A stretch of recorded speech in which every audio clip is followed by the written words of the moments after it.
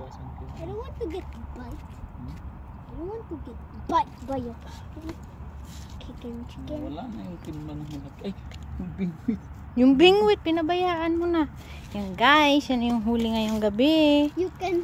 Nakahuli kami ng dalawa pang pagi, stingray. Kaso pinakawalan namin kasi sobrang We are laki. going to sell. Mama and baby ang nahuli namin na stingray We are ngayon. going to sell everyone.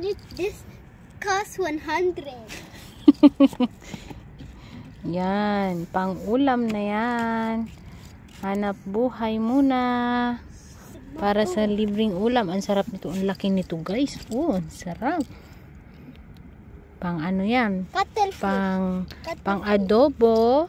At We're not going calamaris. Yan. Why do Wipe. Bakit? too much you got? Not me. No. Parehas na yung mga kamay natin. Puros na sugat. Me not. I'm the lucky one. Yan, fresh na fresh, oh. Yan, ang hinanap This buhay one is namin the ngayon. cuttlefish. Everyone. Hanap Oh, buhay. look. What is that? Like there's like a mark. Ano lang yan? Mark. What mark? Mark lang. Who put mark? Wait. It's super weird. See? Kayamanan ng dagat. Today there's no fish. Tasi. Mama, asan yung moon? Mama? Masih daw ka mo rilo na papa. Inanod yung ano. Naroon na yung basket. Kasi doon.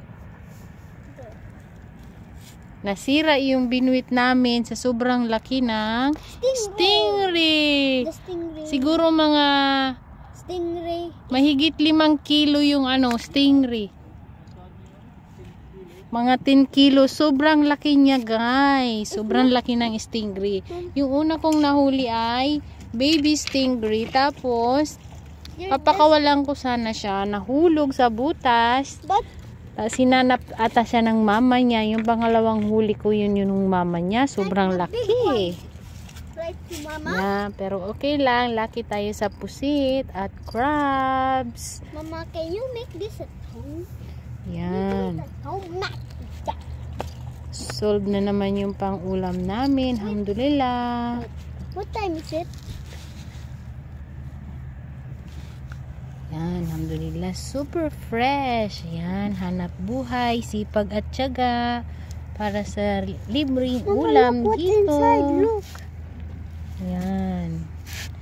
Oh, fresh na fresh. This one is a cuttlefish.